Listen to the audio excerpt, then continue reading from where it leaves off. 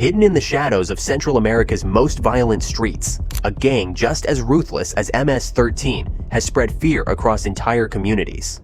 They are known as Barrio 18, one of the most dangerous and widespread criminal organizations in the world.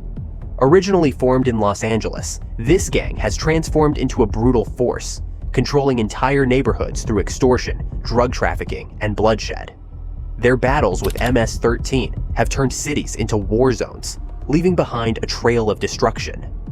In El Salvador, where the government has declared all-out war on gangs, Barrio 18 now faces its greatest challenge yet. Thousands of its members have been arrested, locked away inside CECOT, the most extreme prison ever built. Stripped of their weapons, power, and control, they now sit behind bars, caged like the very criminals they once ruled the streets as. But does this mean the end of Barrio 18, or is this gang simply preparing for its next move? Welcome to Criminal Tracks, where we uncover the world's most dangerous criminal empires. Barrio 18, also known as the 18th Street Gang, began as a small group of marginalized youth in Los Angeles during the 1960s. Originally formed as an offshoot of the Clanton 14 gang, it quickly grew into a powerful organization, recruiting members from diverse backgrounds. Unlike traditional Latino gangs that limited membership to specific nationalities, Barrio 18 accepted immigrants from across Central America, giving them a significant advantage in numbers. Over time, their influence spread beyond the streets of Los Angeles, and they became one of the most feared criminal groups in the city.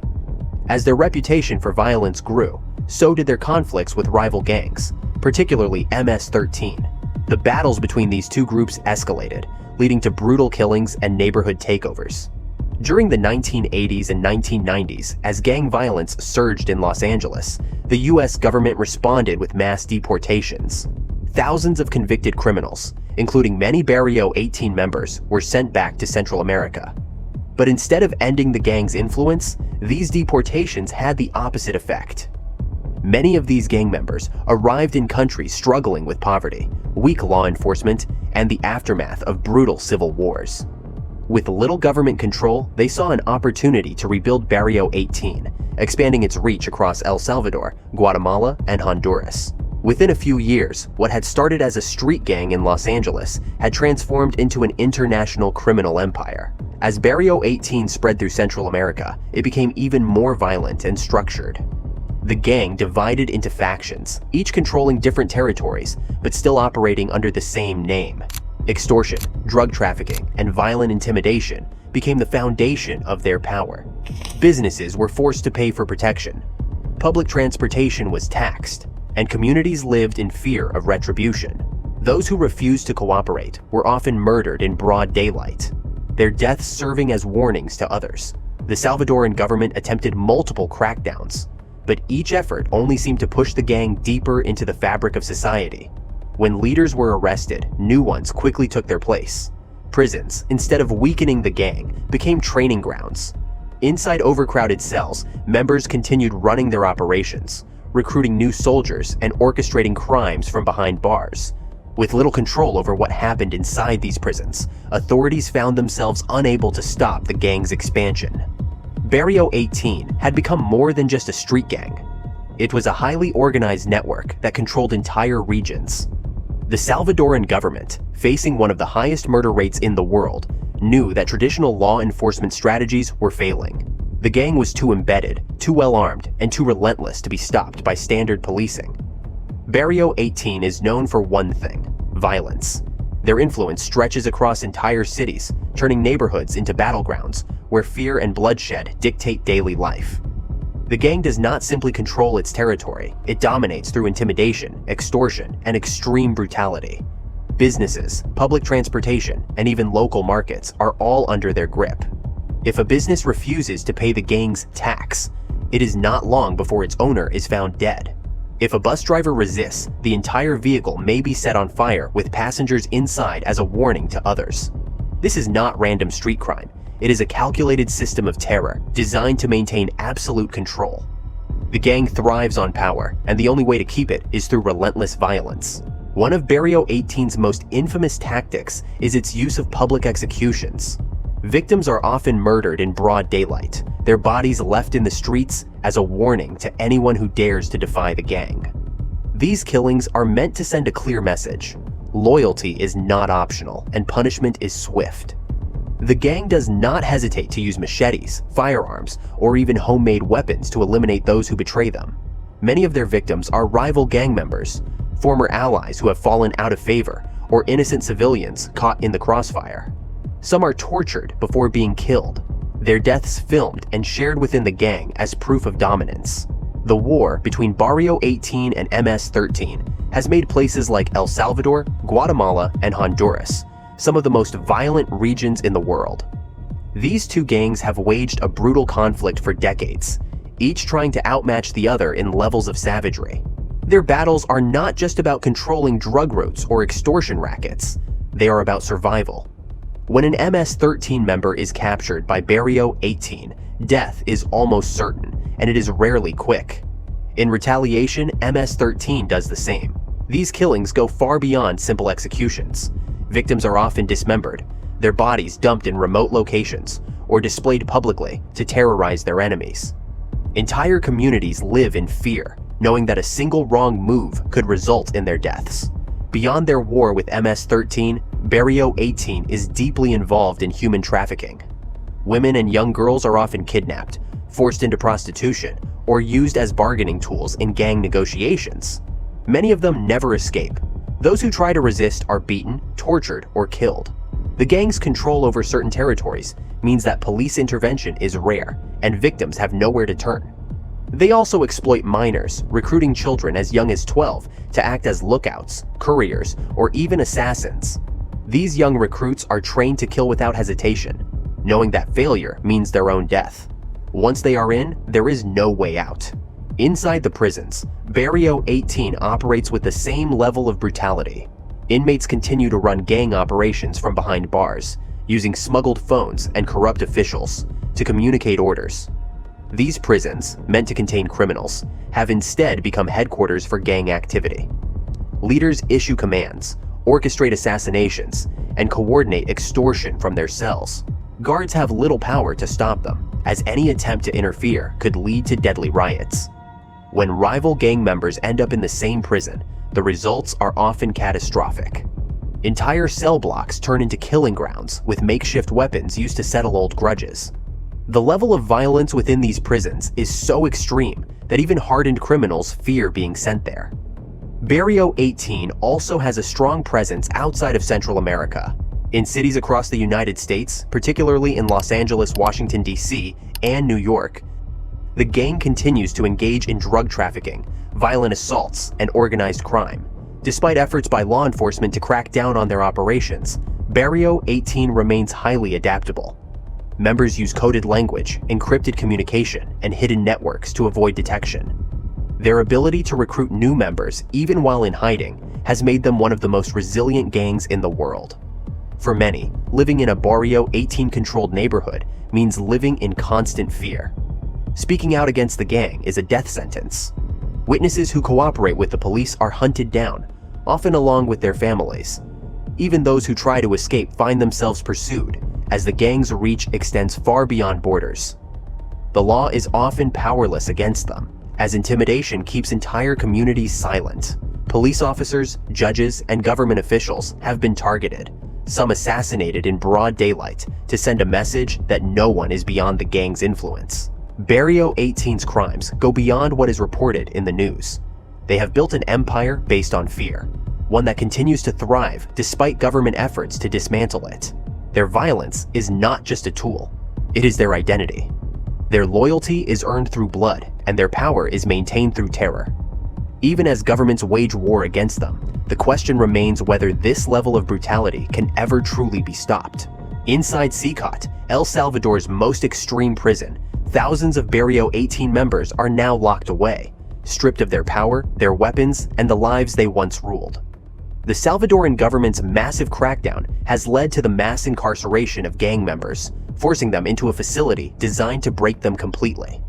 Unlike traditional prisons, CECOT does not offer a path to rehabilitation or second chances. It was built with one goal: to eliminate the gang's ability to function. Inmates are not just prisoners. They are symbols of a government victory over the country's most feared criminals. Barrio 18, once a gang that controlled entire neighborhoods, now finds itself inside a system that does not negotiate, does not compromise, and does not allow any form of gang rule to continue. From the moment they arrive, the process is brutal. Prisoners are marched in wearing only white shorts, their heads shaved, their hands shackled behind their backs. Guards ensure total submission, treating them as a collective rather than individuals. Inside CECOT, there is no hierarchy, no leaders, no enforcers. Just a sea of inmates packed into overcrowded cells, forced to sit on concrete floors for hours on end. There are no privileges, no contact with the outside world, and no special treatment based on status. The tattoos that once marked them as feared gang members now serve only as a reminder of a life that no longer exists. The gangsters who once terrorized El Salvador's streets are now completely under the government's control. Security inside CECOT is unlike any other prison in the world. Every corridor is monitored by high-tech surveillance, tracking every movement, every interaction. Guards patrol heavily armed, ensuring that even the slightest sign of defiance is crushed immediately. Unlike other prisons where gangs continue to operate from behind bars, CECOT allows no room for organization. The prisoners are not allowed to communicate with one another outside of controlled environments. They are fed under strict supervision, given only the bare minimum to survive. Every moment of their day is dictated by the guards, leaving them with no ability to resist or plan any kind of uprising. For many members of Barrio 18, the reality of CECOT is far worse than anything they ever experienced on the streets. The prison is designed not just to confine, but to psychologically dismantle every gang member inside. The government's strategy is simple: break them mentally, physically, and structurally so that Barrio 18 can no longer function, even if its members are ever released.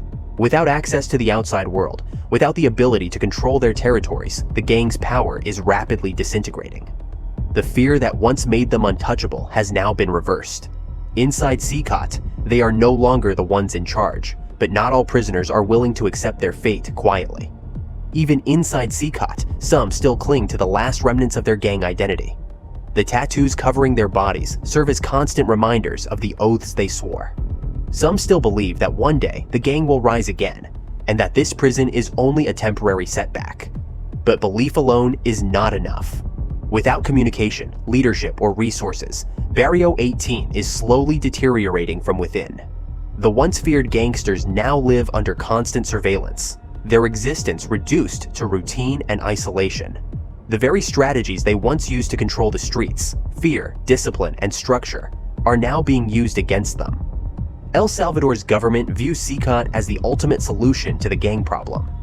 By locking up thousands of Barrio 18 members in a facility designed to strip them of their influence, the government believes it has neutralized one of the most dangerous criminal organizations in the country. The prison stands as a monument to the state's power, a warning to anyone who dares to follow the same path. But whether this massive crackdown has truly eliminated Barrio 18 or simply pushed it into a new phase of survival remains an open question. El Salvador's war against gangs is unlike anything the country has ever seen. For decades, criminal organizations like Barrio 18 and MS-13 ruled the streets, spreading fear and violence across entire communities. The police were outnumbered, the government struggled to maintain control, and innocent civilians were caught in the crossfire of endless turf wars. Extortion, drug trafficking, and brutal executions became a way of life, turning El Salvador into one of the most dangerous countries in the world. But in recent years, the balance of power has shifted. Under President Nayib Bukele, the government launched a massive crackdown, targeting gang members on an unprecedented scale. What was once thought to be impossible, dismantling the gangs that had controlled the country for decades, was now becoming a reality. The campaign began with military-style operations, sweeping through gang-controlled neighborhoods. Thousands of heavily armed soldiers and police officers flooded the streets, arresting anyone suspected of being part of Barrio 18 or MS-13. These weren't ordinary police raids, they were strategic, high-intensity operations designed to eliminate gang influence at its core. Entire communities were put under lockdown, with security forces controlling every entry and exit. Any suspected gang member was taken into custody, regardless of their previous criminal record. The government made it clear there would be no negotiation, no leniency, and no escape. As the crackdown intensified, mass arrests filled the prisons beyond capacity. Tens of thousands of suspected gang members were rounded up and sent directly to high-security facilities, including CECOT, the most extreme prison ever built in the country. This wasn't just a response to rising crime. It was a complete restructuring of law enforcement policy. The government declared a state of emergency, suspending constitutional rights to ensure that gang activity was eradicated at all costs. Suspects were arrested without warrants, trials were fast-tracked, and entire gang networks were dismantled overnight. The streets that had once belonged to Barrio 18 were now controlled by heavily armed military patrols. For many citizens, this crackdown brought a sense of relief. Businesses that had lived under the constant threat of extortion were finally free. Public transportation, once a major target for gang violence, could now operate without fear of deadly attacks. Schools reopened without the presence of gang recruiters preying on young students. The murder rate plummeted, and for the first time in years, people could walk outside without the constant fear of being caught in a gang-related killing. The government presented these results as proof that its strategy was working, that the gangs were finally being defeated. But the crackdown was not without controversy. Human rights organizations began raising concerns about the mass arrests, arguing that many innocent people had been caught in the sweeps. There were reports of wrongful detentions, where young men with tattoos or individuals living in high-crime neighborhoods were arrested simply based on suspicion. Families protested, claiming their sons, brothers, and fathers had been imprisoned without evidence. The government, however, remained firm. Officials stated that extraordinary measures were necessary to eliminate an extraordinary threat. Critics also questioned whether this level of force would have long-term success. Throughout history, gangs have shown their ability to adapt, survive, and even grow stronger under pressure. In the past, mass incarcerations had only led to the expansion of gang influence inside prisons, allowing leaders to reorganize their operations from behind bars. The challenge was no longer just removing gang members from the streets, but ensuring they could not rebuild inside the prison system. That is where CECOT came into play, designed to strip away the gang's power entirely. It was the government's ultimate weapon in its war against organized crime. El Salvador's crackdown on gangs sent a message to the world. The government was no longer playing defense. It was taking the fight directly to the criminals. The war against Barrio 18 and MS-13 was no longer just about law enforcement. It was about complete eradication. But with thousands of gang members now behind bars, a new question emerged. Was this truly the end of Barrio 18, or was the gang simply waiting for the right moment to rise again? The mass arrests and the creation of CECOT have left Barrio 18 in a state of crisis. The gang that once ruled the streets with fear now finds itself locked away under one of the strictest security systems ever designed. The Salvadoran government claims victory, pointing to a dramatic drop in crime rates and a country that is finally free from the grip of gang violence. But the question remains, is Barrio 18 truly gone? Or is this just another phase in the gang's long history of survival? Barrio 18 has always been known for its ability to adapt. When law enforcement cracked down in Los Angeles, the gang expanded into Central America.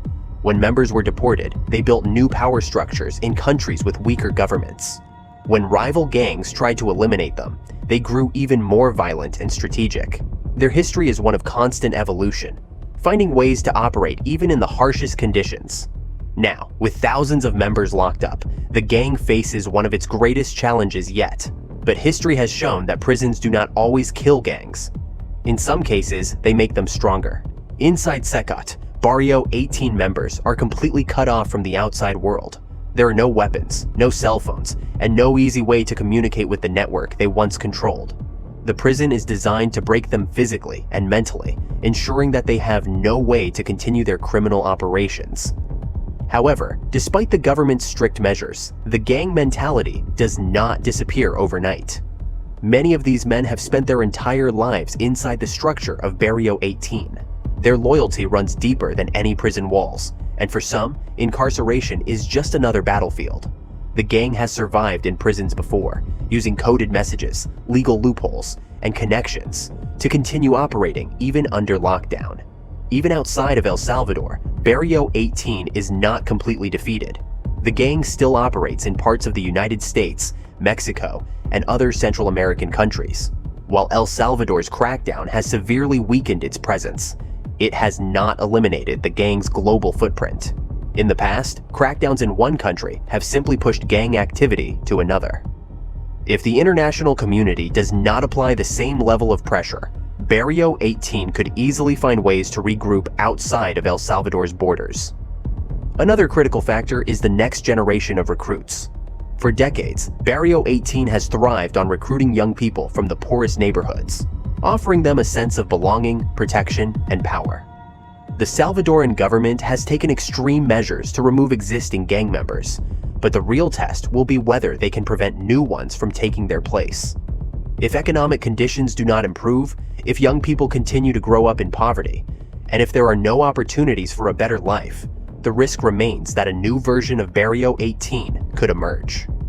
The fight against Barrio 18 is not just about locking people away. It is about removing the conditions that allowed the gang to grow in the first place. The Salvadoran government has taken a bold step, proving that it is possible to take back control from criminal organizations. But whether this is truly the end of Barrio 18 or just the beginning of another chapter remains an open question. The gang has been pushed into a corner before, only to come back stronger. Whether El Salvador's strategy has truly broken the cycle of gang violence or simply delayed its return is something that only time will reveal. El Salvador's crackdown on Barrio 18 has changed the country in ways no one thought possible. The gang that once ruled the streets with fear and violence is now behind bars, locked away in CECOT, a prison designed to erase their influence completely. The government's relentless pursuit of gang members has brought a level of security that was unimaginable just a few years ago. Murder rates have plummeted, businesses can operate without extortion, and people can finally walk through their neighborhoods without living in fear. The war against gangs has reshaped the country, proving that even the most dangerous criminal organizations can be confronted with the right strategy. But despite these successes, history has shown that gangs do not disappear easily. They adapt, regroup, and wait for the right moment to return. The challenge now is not just keeping gang members locked away, but ensuring that a new generation does not rise to take their place. The future of Barrio 18 remains uncertain. The Salvadoran government has made it clear that there will be no negotiations, no second chances, and no room for gangs to regain power. Whether this level of enforcement can be maintained over time is a question that only the coming years will answer. But for now, El Salvador stands as an example of what happens when a nation refuses to be controlled by criminals. The world is watching to see if this strategy is the ultimate solution to gang violence, or if it is simply a temporary victory. If you found this deep dive into Barrio 18 eye-opening, make sure to subscribe to Criminal Tracks for more investigations into the world's most dangerous criminal organizations. Leave your thoughts in the comments. Do you think El Salvador's approach is the right way to handle gangs, or is there another solution? Thanks for watching, and we'll see you in the next one.